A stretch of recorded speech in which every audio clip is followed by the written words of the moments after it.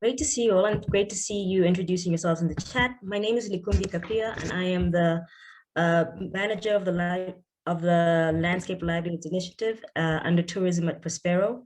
I'm joined on this call with my other colleagues, who I'm sure introduce themselves. This is just a session for us to share our strategy, important dates, and how you can partner with Prospero. I know there's several people on the call who have already worked with Prospero or PEP Zambia in the past. And this is just to reorientate you to how we're working and also what our strategic priorities are this year.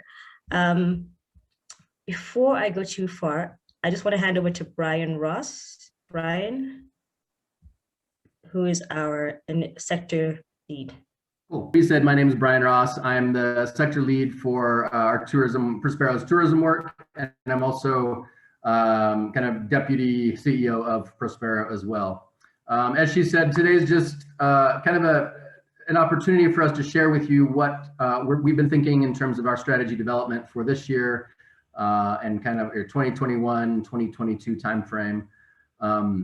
So yeah, let's just get right into it. Likumbi, if you could kick off the slideshow, that would be great.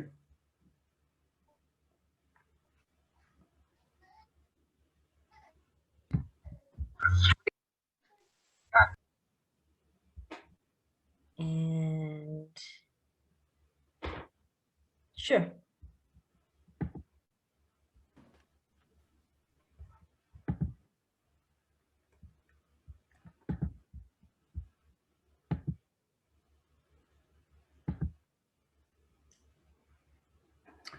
Perfect. That's great. Thanks very much. Yeah, so as we said, an opportunity to kind of share our strategy with you. I think for those of you who are new to PEPS or Prospero, I'm just going to go to kind of step very high level for a moment and introduce Prospero as an organization to give you a bit more context for kind of who we are and what we're doing. So essentially, we are a Zambian nonprofit company that's funded by FCDO, which is now, or formerly was the Department for International Development, the UK's International Development Wing. So we are implementing this phase 2 of the Private Enterprise Program project that's running through 2025 at the moment. What we're interested in is private sector development. So we're really focused on supporting micro and small and medium enterprises to invest, to grow, and to create jobs, essentially. We're working in tourism sector, obviously. We work in food and agriculture. Oh, go back one, there you go. We work in food and agriculture. We work in mining supply chain. And then we have quite a strong investment facilitation arm and a business services unit as well. So I mean, obviously, as a development program, we're really interested in the development impact, right? We see private sector growth as a means to poverty reduction and job creation and kind of, you know, broader economic wealth generation. Next slide. So why tourism? This is something that we think about every year as we develop our strategies. We do a bit of a review of the sector to make sure relevant to the economy, relevant to what's going on in the development sphere, and that kind of the rationale that we're taking to how we develop our strategies in terms of the development impact still is very relevant. So you can see a couple of the bullet points, right? Tourism is a key economic sector for the Zambian government. It's part of the 7th National Development Plan, and I suspect will be part of the 8th National Development Plan that's kind of kicking off at the moment. There's a strong inclusive private sector development aspect to it. So I mean, tourism as a sector draws in a lot of different suppliers, goods and services from a lot of different areas, right? And so that creates opportunities for Zambian small and medium enterprises to get into that value chain, to get into that supply chain, and have an economic benefit from the tourism industry. Another thing is it links to very important issues, right? Environment, conservation issues, protected area management, rural development, ecosystem services. So it's really an important sector in that it touches and has an impact and engages a lot of these other really important issues that we're facing kind of as a development sector, and also as just, you know, as governments and public. These are really important issues. The landscape aspect of it. Oh, just go back, please. There is no response from the requested number. Nick, turn your phone off or go on mute, Nick. Yeah, from a landscape perspective, this is something a bit that Prospero is adopting a bit more than we have in the past. It's really looking at focused geographies in terms of landscapes, how they interact, the really important aspects of landscapes, the economic aspects of kind of how landscapes function and work. And so we're really trying to integrate this into how we think about partners, how we think about interventions, and how we think about the development impact that we're trying to achieve. And so based kind of on all of these factors, what we've done is come up with 2 initiatives this year. One is sustainable tourism and conservation, and the other one is called landscape livelihoods. And as we go, Lukumbi and Helga will get more into detail on each of those. But that's basically where we're focused on this year. Next slide, please. So this is a really busy slide. Don't get scared. It's not as complicated as it looks, but it kind of is a general theory of change for how we look at our work across Prospero. This one is tailored toward the tourism sector, or kind of this landscape approach. At the very bottom, you can see the target beneficiary groups. These are the actual, I mean, we're interested in impacting individual people. We want to create jobs for individual people. And so these are kind of a broad kind of range of groups that we are focused on in terms of our overall work. Now, if we bounce to the top of the slide, you see the drivers of sustainable change. So these are the larger organizations, the government, NGOs, kind of in bigger private sector or key private sector actors that have the ability to drive sustainable change. The government might introduce a policy that makes it easier for businesses to innovate or invest, right? Or a buyer of artisanal products might be coming into the country and be interested to source crafts products. An NGO might do some, you know, have a big project or something like this, right? Where organizations can come in, can innovate, can make some decisions, can change some things, can enter the market. And what that does is it creates business opportunities for the drivers of inclusive growth there in the middle. You know, so these are the kind of the companies, logistics companies, smallholder farmer groups, you know, like I said, the goods and services suppliers going into the tourism industry, smaller tourism operators themselves.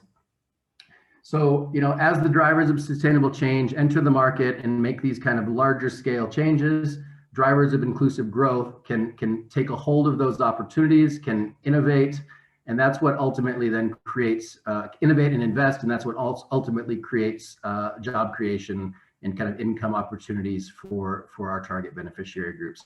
So I hope that gives you a little bit of a sense of kind of the theory of change that we're coming from and how we're working with. Most of our partners are at the drivers of sustainable change level or at the drivers of inclusive growth level. We take a market development approach, and that's kind of a development framework, I guess, where we have very little interaction with our ultimate beneficiaries, you know, the people we're trying to create, you know, support and facilitate job creation for. We really see, you know, we don't implement much ourselves as a project. We really facilitate these drivers of sustainable change and drivers of inclusive growth to do what they should do, which you know generates the changes in the market system that we're looking to see. So I hope that's helpful and gives you a little bit of a scope. And then I just have one more slide to kind of give you a sense of how these 2 initiatives that we've come at interact. Next slide.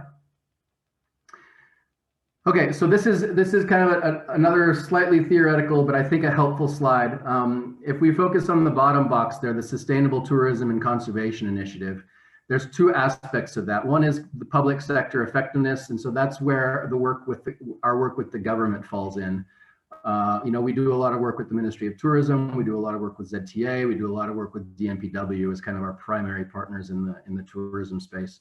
And we're really interested in how they can be more effective, how capacity can be grown, how they can have more tools to really do their job more effectively, how policies and regulations can be improved to benefit private sector growth, et cetera. On the other one, the non-government sector effectiveness. This basically is the private sector and the nonprofit sector. So similarly, we're really interested in how we can facilitate more efficient collaboration, stronger kind of partnership development, projects that have more that are more sustainably commercially. So this is kind of where we're focusing on. We see this as the foundation for all the other landscape livelihoods initiative. So if we have a strong enabling environment and a functional public sector and a functional non-government sector, that allows then these landscape livelihoods initiative to thrive. And what we're looking at here is kind of sustainable growth for MSMEs. We're interested in climate-friendly investment and business innovation that touches rural Zambia, that really creates jobs and creates positive conservation incentives in these landscapes.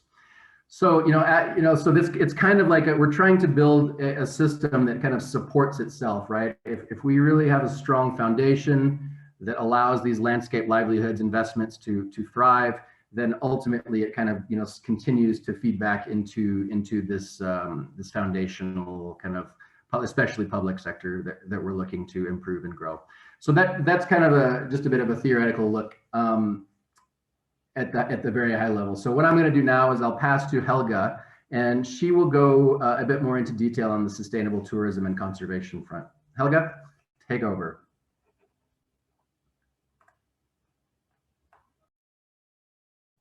All right, thank you so much, Brian. I just want to quickly check if I am being heard on the other side. Loud and clear, Helga. Lovely. Before I get started, I must first of all apologize for the hoarseness of my voice. I had a cold 2 days ago. I was just clearing, so at some point in my presentation, if my voice sounds funny, it's because of that. And if I fail to continue, I would ask Likumbi to pick up and be able to finish off for me. Yeah, so to just get started, based on what Brian has said, having introduced what we are doing as Prospero in the tourism sector, narrowing it down to the two initiatives that we have, which is sustainable tourism and conservation, which is called STAC, and the other one being the landscape initiative, which Likumbi will talk us through in terms of what she's working on in that particular area. So for my work under STAC, the focus really, as mentioned by Brian earlier, we approach our work through under STAC, what we're basically focusing on, sorry, if you could just go back. Yeah. What we are focusing on under STAC is basically looking at the conservation side of things, and also looking at when we manage our wildlife spaces, we look at how we could create or generate value from those resources, and that is through tourism. You will agree with me that our tourism is primarily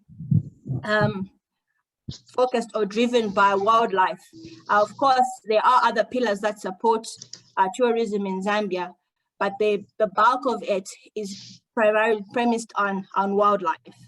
And so our work in and around STAC is focused on the conservation of the wildlife resource with respect to how we could enhance the resource to create opportunities for all that are participating in the sector.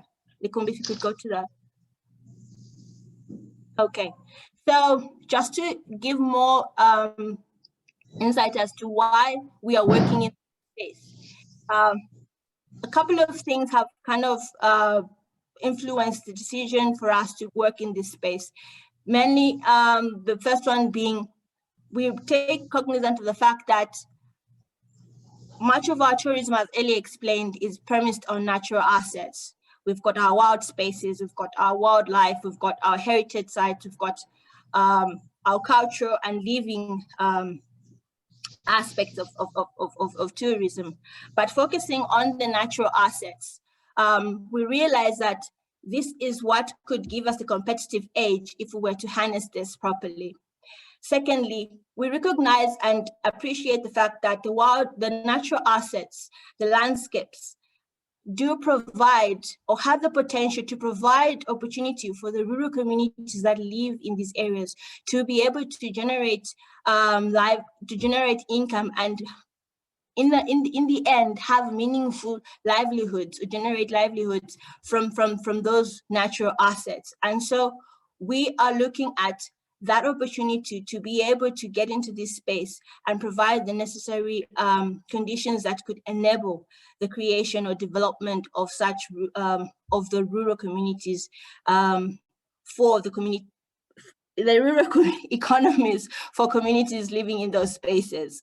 The other reason that has compelled us to work in this space is we recognize that conservation and biodiversity have a very big role to play insofar as protecting or managing or curbing issues of climate change, which have now become a very big topic in many different platforms, in many different areas. Everybody is beginning to look and recognize that we need to address and manage issues of climate change. And so our natural resource space gives us that platform where, if we could manage how we use these spaces in terms of activities that we employ, in terms of how we utilize the spaces, we could be able to come in and put in or rather reverse the adverse effects of climate change.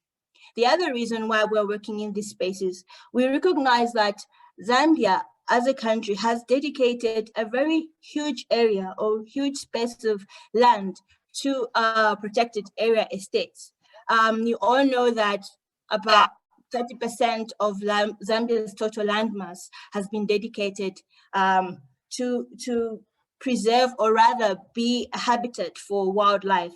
And so we'd like to contribute, support government, support other stakeholders that are working in this space in trying to ensure that these spaces are well preserved.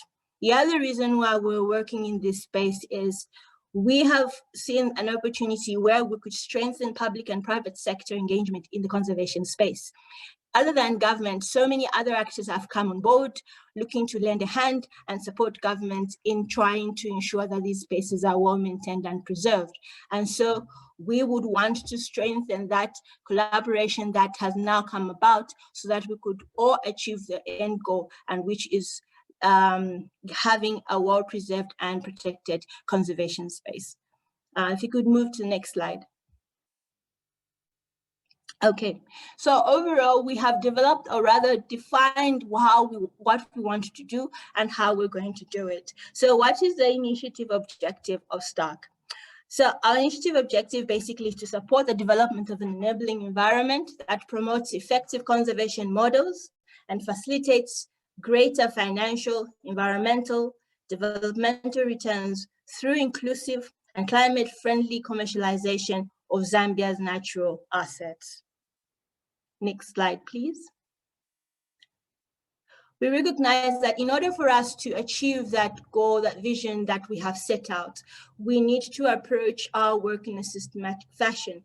And this is what now we have sort of brought out, and this was mentioned by Brian, to say that we have two aspects that we are looking at that could enable us achieve our end goal, and which is the objective that I was on the previous slide.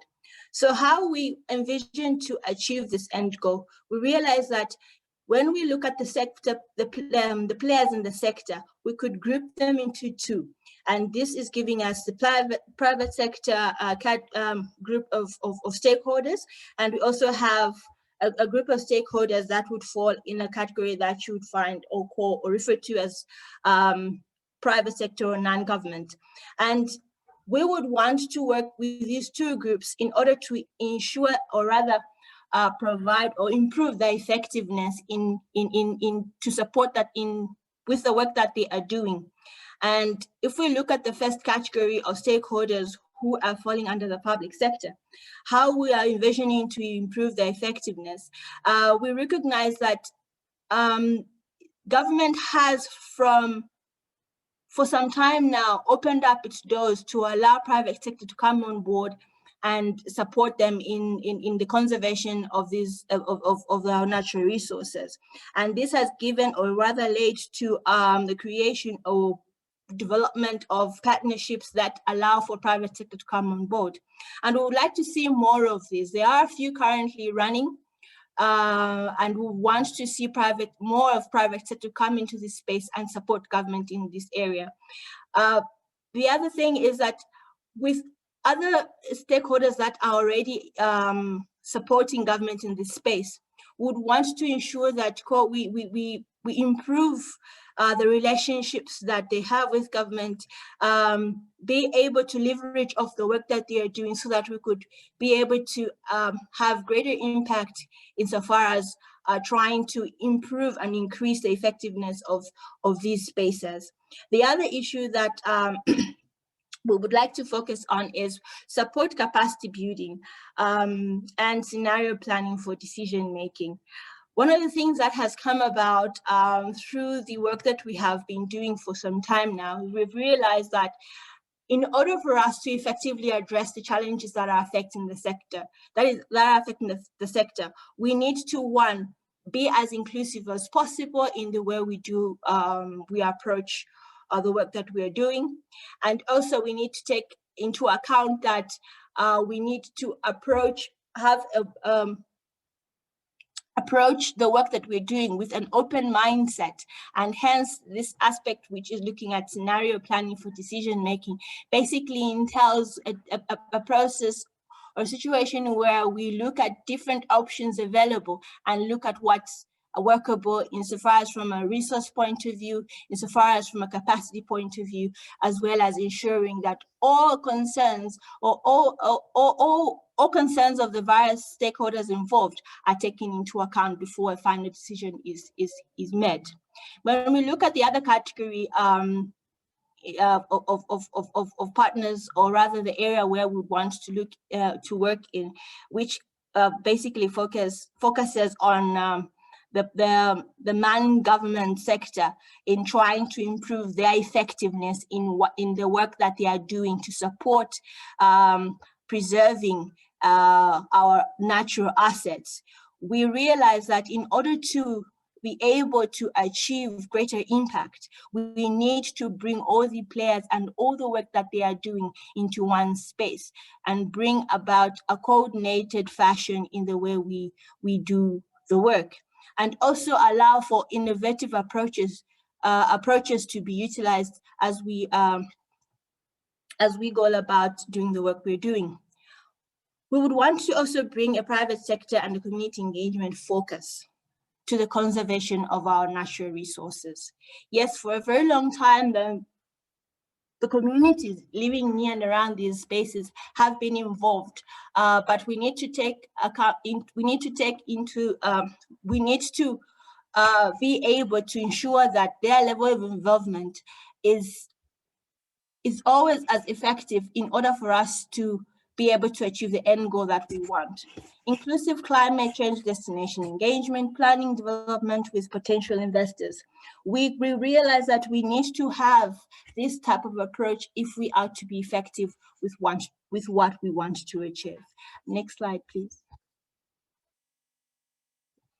So, having identified those two categories of stakeholders we want to work with, we've gone further and broken down our approach, or rather our strategy insofar as working in this space, where we have identified 4 themes that is going 4 themes that are now going to guide how we effectively work in order to bring about the end goal, which is our overall objective of this initiative. So what are these themes? The first theme is looking at policy and regulation. The second one is looking at inclusive growth. The third one is looking at sector effectiveness. And the fourth is landscape analysis. What is it that we envision to do under each of these themes? The first one, policy and regulation. Basically, what we want to see, or rather, is to foster a regulatory environment that enables greater and more effective conservation-oriented investment. A point that I've already alluded to. We want to see more of private sector coming on board to help government manage these spaces. This could either be through PPPs or CMPs. And added to that, adding to that combination of partners working with government is we would want to see an opportunity created for the community to be included in that process. Inclusive growth, stemming from the first theme, once you've addressed the policy, the regulatory environment governing the sector, it becomes easy to create opportunities that are all inclusive, such that different stakeholders that are playing different roles in this space get to be included and develop models that will enable to push the agenda of sustainable conservation forward. Sector effectiveness. In order to achieve whatever plans you wish to do, you need to have an approach that enables you to effectively utilize your resources, be able to foster collaboration and coordinate all the different activities that will help you achieve your ultimate goal. And also we recognize that on top of all these things, advocacy is really key, and that is one of the things that we would want to do and looking to do as Prospero as we work with the different partners in this space. Landscape analysis. Also recognizing the fact that there are a lot of partners that are working in different areas or spaces insofar as the conservation activities are concerned. We would want to take a landscape analysis and take stock of what each of the different partners is doing in these spaces, be able to thread these activities together through the work that Prospero is doing. I think this has been mentioned already. We do not necessarily implement projects. We facilitate a lot of work and activities, and part of the things that we support, or rather help to have access to, is resourcing, financial resources. And so once we have an understanding of what is happening in different landscapes, it's easy then to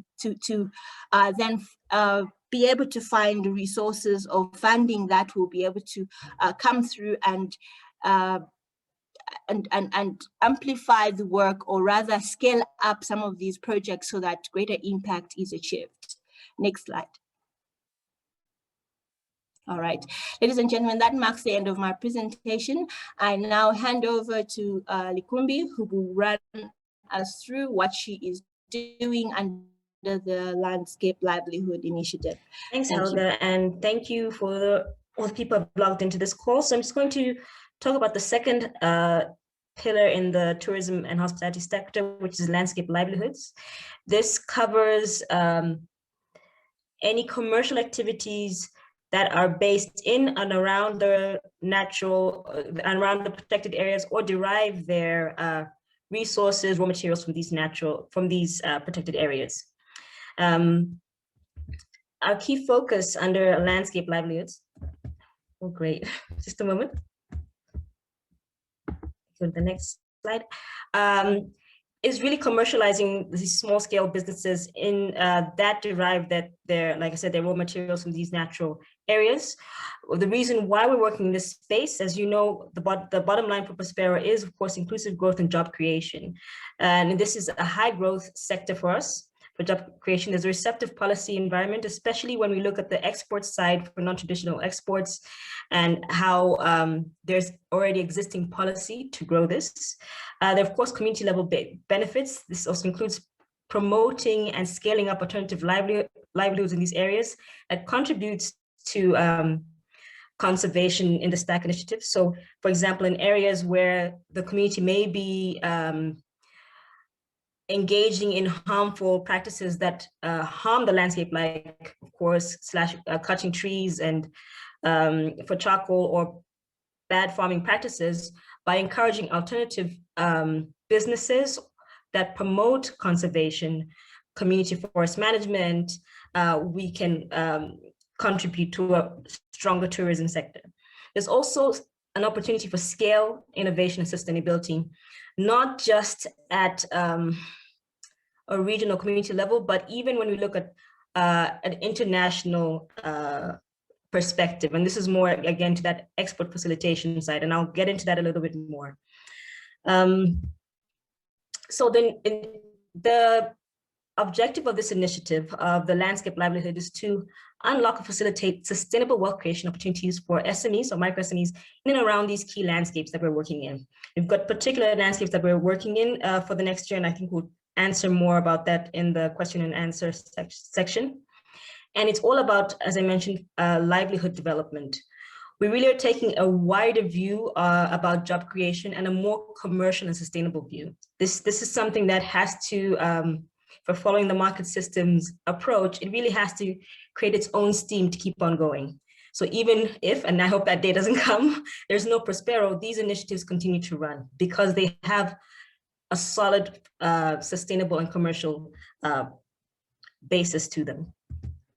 So in the landscape livelihoods, we have 5 key strategic objectives that are, if you notice, they're quite well intertwined with what Helga was mentioning. So we see our 2 initiatives as sort of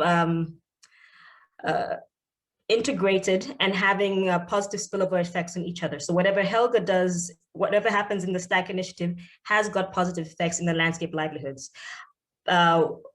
But we have definitely different approaches and different levers that we pull to get our work done.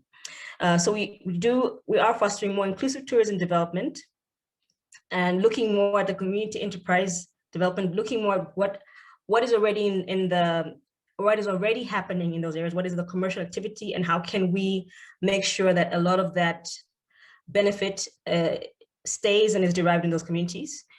One thing that's new for Prospero is looking at the carbon market development. So we're looking at different tools that can ultimately promote and the protection of these landscapes, and then also supply commercial or investment opportunities to these landscapes.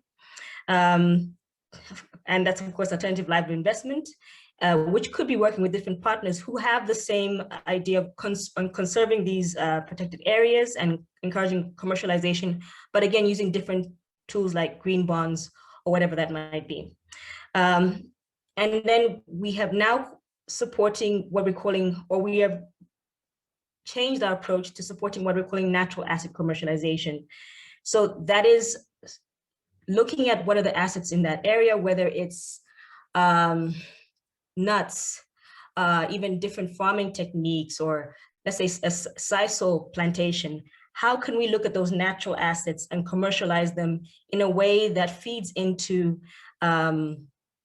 protecting those protected areas, but also encouraging job creation, inclusive growth in around those spaces, and feeds into ultimately tourism and hospitality. So it's not the typical mainstream tourism and hospitality that you would have seen before, but it's looking at the wider value chain and all the players that may be involved. So similar to what Helga shared, there's specific buckets of how we're structuring our support, whether it's looking at partners, so encouraging the capacity building of the entrepreneurs or the market intermediaries that contribute to these different value chains that we want to support. Improving products, because it's all about being competitive as businesses in product design, packaging, and also developing this strong Zambian identity for whatever products we develop. It's also looking at the platform. So what are they enabling? Who are they enabling actors? and in this space, whether they're regulatory or the business service platforms, and what can be done to ensure that these platforms align or are strengthened and enhance the efficiency of the ultimate beneficiaries that we want to support.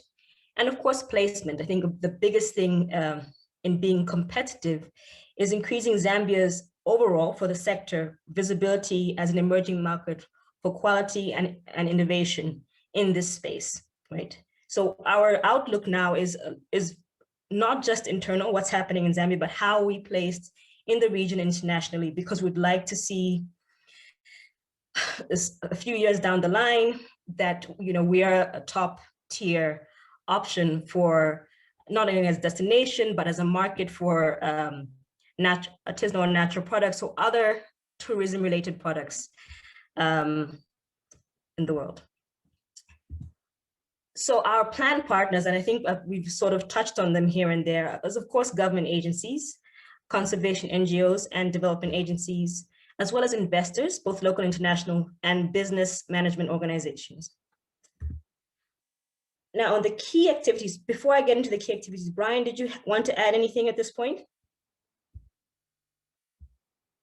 If he's there. Nope. Okay, I'll get into the key activities, because I'm sure this is the bit that many wanted to know, how they can partner with Prospero. So given our focus, strategic focus this year on the 2 initiatives under tourism and hospitality, we already have some activities where you may want to partner with us or apply for any requests for proposals that we have out. So already we have something, if you have not seen it yet, on our social media platforms, a call for consultancies to facilitate for linkages in the artisanal sector. We've also done a call for to link tourism operators with local producers of artisanal and natural products, helped with ZTA. So we're working with a lot of different partners to make sure this gets done. We currently have a call for proposal for assessment on landscape, so commercialization of products or resources in and around protected areas. So that's already live on our platforms. There will be some call for proposal for grants for improved production efficiency in the ANP sector. So that's artisanal natural product sector. There'll also be a joint programming under both initiatives, which we'll develop with partners. I know Helga's working on a CMP framework, facilitation with Ministry of Tourism and DNPW, as well as pilot grants under the same initiative.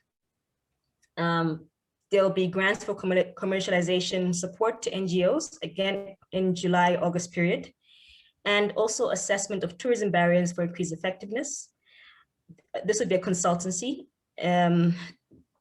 which would be call for consultants or requests for proposals around July and September. There'll be some landscape investment grants in the same time periods, and capacity building for all our partners, this is needs-based capacity building program in August. And later in the year, in the fourth quarter, we'll have a meet the biolinkages, mostly again for producers of natural products, and also tourism data development support later from October onward. We'll share this with you if you have a specific, if you want to, if you're crazily noting down the dates, we'll share the presentations with you. Cool. Okay, sorry. Actually, that actually brings us to the end of our really sharp, quick presentation. Brian, did you want to add anything before we go into questions?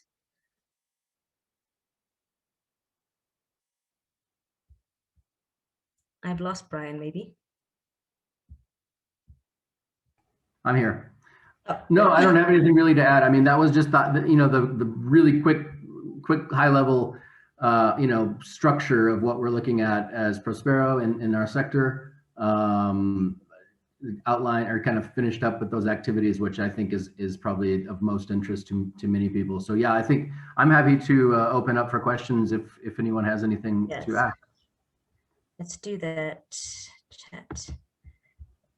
I did see Phil. Yeah, Phil asked if the president or this session would be recorded, and it is being recorded, and we can share that with everyone who signed up. So that will be available. Great. So we'll take, I mean, please feel free to raise your hands or just indicate and ask a question either in the chat or unmute yourself. So we're really available for you at this point.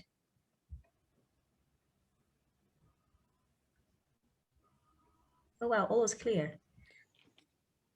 Yeah, Phil Jeffrey here speaking. Great, go ahead, Phil.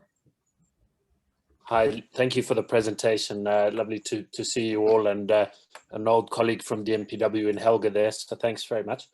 From a representing a few organizations today, but principally looking at the Operators Association for Kafui and how we might support things that you've spoken about, actually, you know, in terms of sustainable livelihoods, but also importantly visibility and so on in the tourism sector to try and promote places such as the Kafui, which then would obviously have hopefully a knock-on impact in terms of livelihoods and any initiatives that we might be able to support. What kind of initiatives might you suggest would be appropriate for an association as such to try and pilot? Good question. Yeah, it's a good question, Phil. I mean, listen, there's a lot of, I mean, you guys are well aware of kind of the value chain linkages that, you know, as operators, how you tie in with service providers, with food providers, with, you know, other types of livelihoods, you know, I mean, through Musikesi, scouts, all those types of things, right? So we're looking for things, we're at scale, right? To as much as possible. So I think, I mean, the good thing about an association, right, is that you're working with quite a number of different operators who all have a similar goal, right? They want the Kafui protected. They want more tourists coming and staying at their facilities. They want more activities, all of these things. So, you know, I mean, I think anything that really promotes one of the things that I've been thinking about a lot is just this, how Zambia can capture and market itself as more of a sustainable, local, environmentally friendly destination, right? So on the marketing side, I think there's a lot that can be done around that, highlighting a lot of the community engagement activities that you already do, or scaling up a lot of the community kind of benefit activities, especially on the economic side of things. You know, I think that there's a lot of things to do around that can then really feed into your marketing and feed into your competitiveness as a destination. Sure. Okay. No, that's it's really interesting. I'd love to do a brainstorming session at some point with your team, if that's possible, to kind of yeah. I think we're already on the calendar for that one, Phil. In a couple, I've been chatting to Gil about that, so we'll make sure you're invited to that one as well. Perfect. That sounds good. Yeah. Thanks a lot, Brian, and thanks, Helga and colleagues. Sure. Great. I see we have a question from Estella. Hi, yes, mine's kind of a question and a comment. So I'm actually here representing Conservation Lawyers Zambezi. And we've recently, I don't know if anyone is aware of this, but there's a large open pit copper mine that has been proposed to be put inside of the park. And we've been working on a campaign to fight that. So everyone, please share if that's something you're able to do through your networks. But the other thing was that during this campaign, one of the things that had been brought up was that Lower Zambezi is quite a high-end tourist destination, and that there's not as many, you know, affordable campsites for locals, especially with COVID-19. and its impact on the tourism sector coming in from people, international tourists coming in, the increase in local people wanting to actually, come and visit the park, but they can't really afford to do so. So there's this interest and demand for either community campsites or more affordable lodging in the area. So I was wondering if that's something that you guys are able to look into, or if that's a possibility or something that's on the books. Yeah, thanks, Estella. I mean, that's a big issue across the across the country. There's a lot of yeah, I mean, it's an interesting issue that we are really thinking about and trying to address. I think there's a lot of misinformation out there, number one.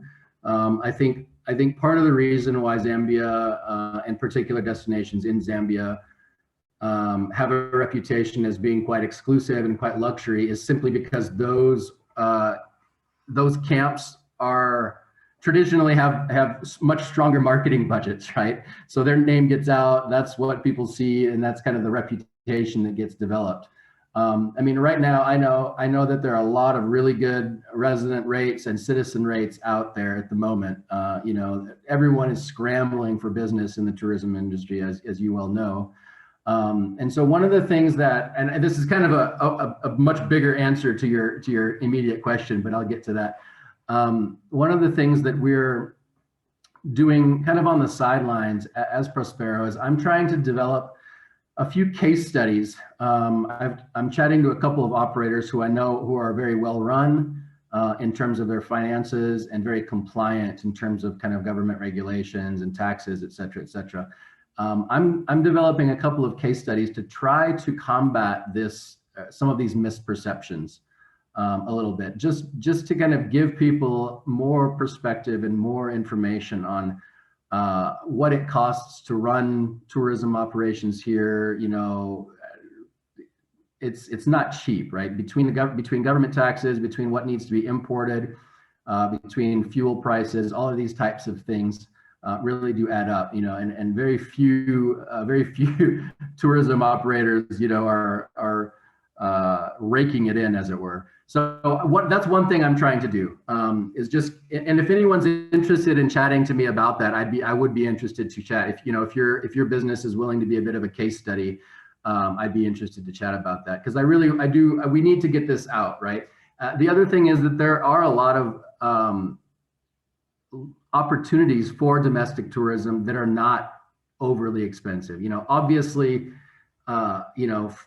if you're kind of on the poverty line and day to day kind of scratching for what you can get, traditionally you're not going to be doing much tourism anyway. But there is a quite a chunky middle market of domestic tourists that can afford to go and to visit these places. And part of the challenge is just getting the word out on them. So I've been chatting to a couple of kind of local operators who need more visibility, and we're looking at how we can do things around that. Okay, now to get to your direct question. I know there are some plans for some community kind of cheaper options, community campsite type things, and I do think that it certainly is one avenue that needs to be taken to expand and make tourism more inclusive across Zambia, right? Not just in Lower Zam, but everywhere. Frankfurt Zoological is doing a lot up there in North Luangwa at the moment, and that's going to have slowly going to have quite a big impact up there in terms of inclusivity. They're working with the CRBs. I know that the Lower Zam Association is also in discussion with the CRBs down there on some kind of economic development projects, and I think a lot of these associations in Zambia have done a lot of good. They engage with the communities, but I think there's a lot of room to grow in terms of economic engagement with CRBs and surrounding communities, and that's kind of what Prospero is interested to see, because we want to see more economic integration of communities that drive these conservation incentives. So yeah, I mean, a campsite could be one way of doing it, I think, because that kind of hits community economics and also the domestic. It just addresses the domestic tourism, but that's just kind of one idea and one option, I would say. Hey, hi, Brian. It seems we're getting inundated with questions now. Everybody's jumping in. I think there's a quick one maybe for Helga in the chat. Is there a plan to revive Sioma-Ngwezi National Park in terms of restocking in line with Ngonya Falls? Helga, do you have a quick answer for that one? And then I'll go back to live questions. Not necessarily. That's a little bit outside of our scope. But I do know that Sioma is actually being looked into with by DMPW with support from Peace Parks as well as WWF. Perhaps what we can do is we could direct that question to WWF and they'll be able to provide an answer to that. So I will just take note of that question and the individual that has asked it, and then we should be able to. Which, I think, is that Nyachilala with her hand raised? Maybe you would like to come in and ask your question or comment now? Yes. So I'm happy to take that question. So over the last couple of years, we've invested in some restocking of different species of wildlife in Sioma, and over 600 individual species from sables, impalas, wildebeest. So there's an ongoing restocking program. And I think my question, which we are doing with DNPW and Peace Parks Foundation, so the future plans we have for the park is to come up with a special purpose vehicle subject to approval by government that will look at enhancing the management effectiveness of the park and also the ability to raise the resources that are needed. So my question to Prospero is whether that's a process you would like to be a part of, because we've got a vision, we've got a plan in terms of the long-term sustainability of the park. And also I'll be keen following this same question to find out whether the type of investments you're looking at in these landscapes would include things like restocking, things like infrastructure development, because those are some of the things that are important to develop the tourism product. So that's my answer to that question. So I also wanted to ask my own question. Is that okay? That was perfect. Go ahead, Brian. So first of all, I just want to say, Brian, well done.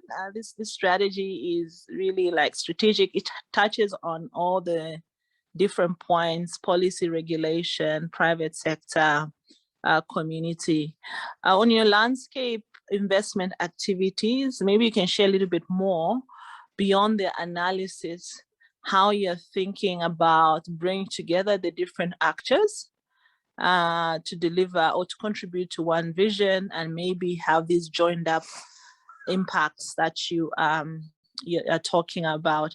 I imagine part of it will be building on what's happening in the different landscapes, but part of it may mean maybe creating a model on how to do this.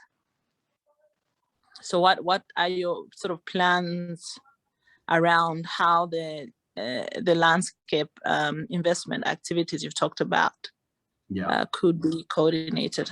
Yeah, so I mean, we haven't even, it's actually quite a big issue or a big comment we haven't even mentioned yet. Really, the focus geographies that we're looking at this year are, there's three. It's kind of, if you imagine Lusaka straight across to Mongoose, so that kind of that Kafue kind of basin, and then it's basically Liwa to Simalaha, so that whole kind of Western Province, Baratsuland corridor. And then it's also Livingston kind of back to Lusaka, which is a lot that the Choma block, Southern Province, where a lot of the artisanal natural product stuff is in around Choma. So that's kind of, those are the landscapes that we're really focused on this year.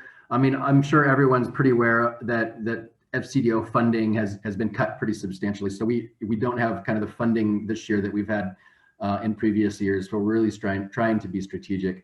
You know, I think in terms of the landscape analysis, this is kind of an ongoing thing, but one of the reasons we really are interested in facilitating as much as we can is because we know that organizations like WWF and Peace Parks, GRI, you know, Musukesi, all of these kind of organizations are doing a lot of really good work And so what our interests are really trying to, you know, develop a bit more of a groundswell of people interested in conservation, interested in natural resource management, to come together a bit more. So, I mean, one of the things that we have a little bit of funding for, and I'm excited to kind of explore it, is this whole thing about kind of a biodiversity fund. I know that biodiversity conservation financing has really taken a hit this year, simply because of the hit to the tourism sector. So we want to spend a little bit of time and money in thinking about how we could potentially build a bit of a platform that could help make conservation financing more sustainable. So that's one thing, Nachalala, that we're going to be looking at. I think the other thing is just really being open to organizations like WWF and others, right? To come to us and say, listen, we're doing this on the ground. It's seeing some positive benefits. You know, let's see what we can do to expand. Let's see what we can do to scale. Let's see what we can do to make it more commercial and link it up with the private sector. Two of our main kind of activities that we're looking at.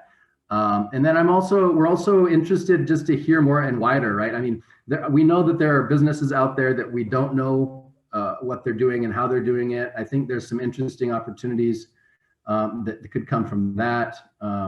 So it's, you know, it's really being open, I think, to hearing from people in the wider kind of conservation, tourism, economic world, right? What and how we can be most effective in partnering.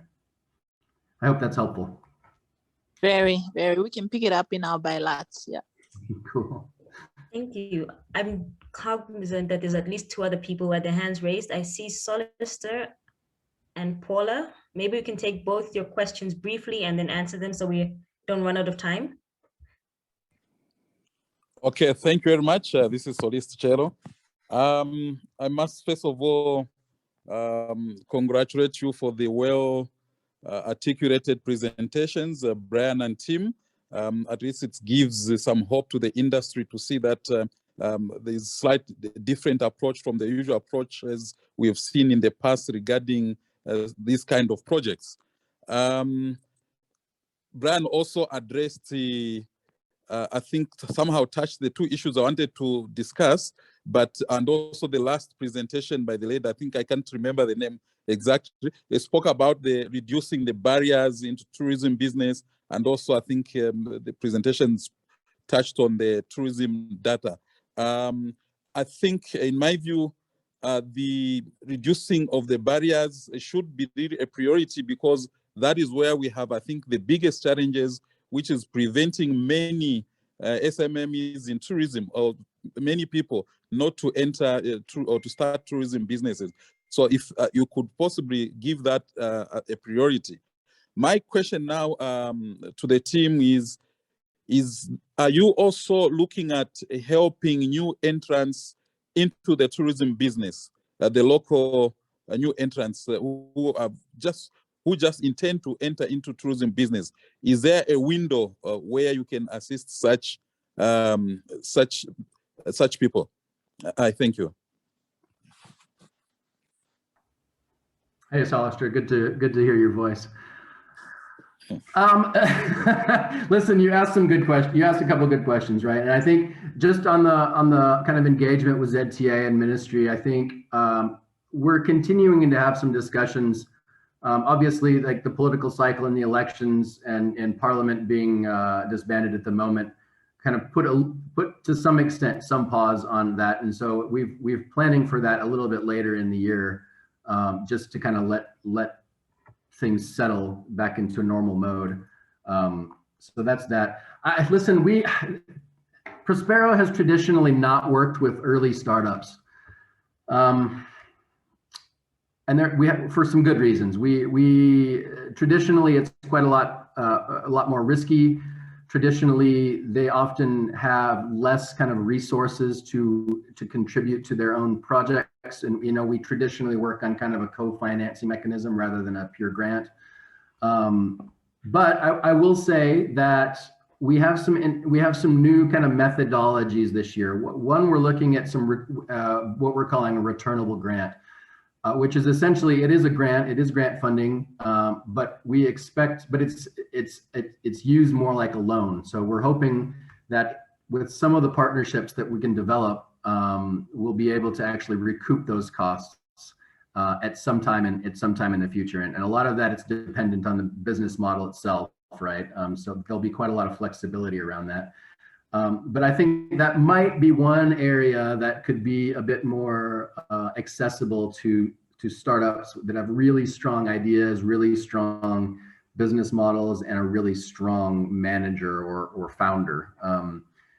So that's probably the only thing I can say on that. I think it still is a little different than what Prospero is designed to do. We're not really designed to work with pure startups. That's other organizations traditionally, but we do realize we have to be kind of continually be building pipelines of companies. So I think,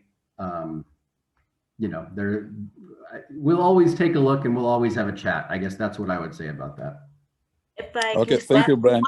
Just speak on value of conservation and tourism development in Zambia for the young, budding, smart entrepreneurs.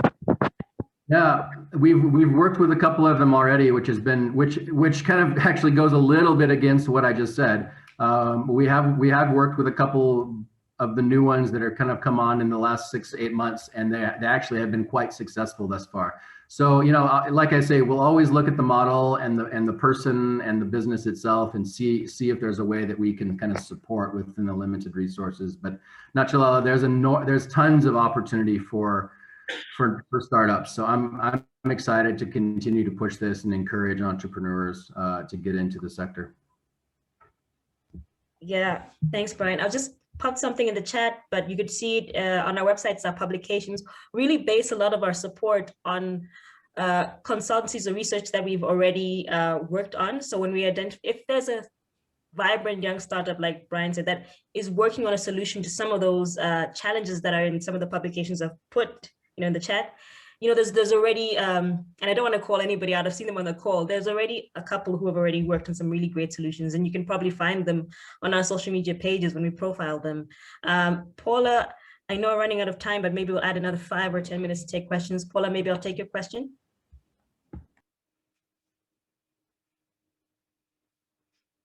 Paula, if you're speaking. Hello, hi, sorry, thank you. Can you hear me? Yes, go ahead. Thanks. No, I actually just wanted to also comment on what Estela mentioned about affordability of tourism products in Zambia. And Brian said a lot of what I wanted to say, but just to reiterate that, operation costs and governmental costs and levies, as well as support to conservation and community initiatives, is quite a barrier to affordability in Zambia. But definitely looking at streamlining expenses and licensing is key. I saw that as part of your strategy, which is really encouraging. It would be nice to know what your timeline is on that and how you are tackling that. Compliance is also quite a gray area for operators. You find in one area there are some that are really compliant and some that are not. So we're all looking at different costs in terms of how we operate. Something I've learned from working with the Lower Zambezi Tourism Association quite closely is that it would be really great if membership to an association was made to be mandatory. That way we could pool resources and work together in terms of community development and economic empowerment programs for the communities around us where we're operating. And one key to that we've been struggling with is membership to ZTC is supposed to be mandatory for tourism operators, and it is substantially more affordable if you do it as an association member, but that doesn't seem to be getting enforced, and could be a way to get people to work together and join associations rather than sort of going it alone. And I see someone in the chat has mentioned the need for incubation hubs for tourism startups. Certainly when I first came, it was really hard to demystify all the regulations and things that are needed when you first start in tourism. And that might be a really useful resource in terms of even just an information pack for someone who wants to start, say, this is what you need to have. But yeah, it was more of a comment. Thank you. No, that's helpful, Paula. And I mean, I agree with you. That's we we kicked around the idea of a small tourism incubation hub or an incubator of some sense. We didn't have the finances this year to pull off something like that, but it is a really good idea, you know, and barring that, I agree with you. Some kind of a listen, to be very honest, I think, you know, I think some support to the ministry and ZTA to really and this is part of why I'm working on these little case studies, just to get a real world sense, right, of all the licenses and all the fees and the bed levies and et cetera, really what that does to the industry, right? So I think that's, in a sense, that's kind of a place to start, and then really kind of work from both ends in is what we really hope to do. I mean, I'm very excited about ZTA at this stage. You know, I think Doris personally is an awesome leader. With a vision, and you know, we want to do as much as we can with her and her team, and you know, the ministry is a little bit up in the air at the moment, just kind of due to the election cycle, but really continuing to develop, you know, want to develop those relationships and like I said, kind of work from both ends in. I really think that we can do some good stuff, you know, on improving collaboration and efficiency, and really trying to make things a bit more streamlined for everyone. So that's where we're hoping on that one. I think we've gone over, but I feel like I just should allow Malem her question because she's been very patient, and then we can wrap. Well, listen, I mean, we'll stay here as long as there are questions, but if you need to go, feel free to drop off, everyone. It's up to you. Malem, go ahead. If she's still there. Yes, she is. Thank you so much. Congratulations, Prospero, on this stride. I am more excited. I think I'm the most excited person on the call because I know now I can come with a reference point. So thank you so much for the support last year. So for the other people on the call, my name is Mulemwa Mongwa. I am an operator in the business tourism section of the industry, which makes us part of the secret society. So having heard the conversation a lot around tourism and tourism recovery over the last year, Zambia has a unique advantage because right now all destinations are pretty much at a zero start line. I think there was a conversation with WWF just now about the conservation side of tourism. I think the whole sector, we have an opportunity to have the business, tourism, and leisure find ways to optimize the opportunity that COVID has brought us. We as Zambia are sitting with 8 countries that do not need flights, 8 countries that can drive in and out. That means that all we have to do is to have the strategy, a unified document. We've got the policies, we've got the tourism master plan that needs to be reworked in line with COVID. We've got the 7th National Development Plan that's telling us that tourism is a priority sector. Now, most of the time we're waiting for government to take a lead. And I think they have a lot more problems. Our challenge is to align our efforts to the documents that are already in existence. So the reason I raised my hand was just to come back and say, I think being a beneficiary of the recovery efforts last year from Prospero, I am availing myself for those that are looking to explore the opportunities. So I know a number of programs, like if you look at, I think Uganda and maybe Rwanda, they have had massive traffic because of conserving. I think there's the baboons, and then there's also some heritage sites that they promote internationally. Those were the bigger drivers. So even if I'm bringing a conference to Zambia, I'm not very aware of what conservation efforts I can package. So already for me, this session has taught me that I need to now be engaging with WWF. When I am looking at group bookings, what is it that I can attach to my events that are going to now make the event more attractive? Because I'm meeting SDGs a number of SDGs. I have to tick boxes. And those are the things that international events are looking for, destinations that have collaborative efforts. So I will not be asking for anything on this call, but I will come to the office. I just thought, let me say something rather than keep quiet. I am very excited. So thank you very much, Prospero. Awesome. Thanks, Malemwa. We'll be happy to see you once we're back in the office, whenever that might be. But thank you, everybody, for taking the time out this afternoon and listening to our strategy and having your questions. We are open to more questions. I should just drop my email in the chat if you would like to direct anything to me directly. But we're here to start the conversation, and we just wanted to lay our strategy out and show you where you could potentially partner with us or leverage opportunities and contribute to the comeback, the bounce back of the tourism and hospitality sector post-COVID. Brian, did you have any closing words? No, I would just thank everyone. I really, sorry, every time I say no, I don't have to say anything, and then I launch into a big speech, right? No, I would thank people for being interested, for joining up. And I feel like this year, from Prospero's standpoint, we're really starting to get our heads around some of the main issues, I think, in the tourism sector as we see it.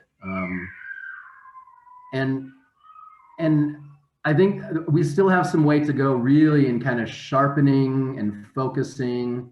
But in some senses, I feel like I like where we're at because it forces us to really engage and be open and hear others, and as a market development project, we don't do things ourselves. We facilitate and support and encourage and co-finance and co-invest, right? And so we want to hear from you. We want to hear your ideas, your concepts. Keep in mind everything we do end up financing really needs to have this impact that we're looking for. The job creation element, the income opportunity generation, the commercial angle, all of these things come together. But the more innovative that we can kind of be to develop the destination as Zambia as a whole, and then individual destinations within Zambia, I think that really strengthens the tourism offer. It brings communities into the economic benefit of the tourism sector, and it also shows the government that the sector can be a lot more than what it is now, right? I think that's one thing that in kind of our long-term strategy, that's one thing that I really would like to show to the government through Prospero's work and through more building coalitions and collaborating, that the tourism industry can be much stronger force than it currently has been or has been in the past. So yeah, I guess in summary, that's kind of where we're headed.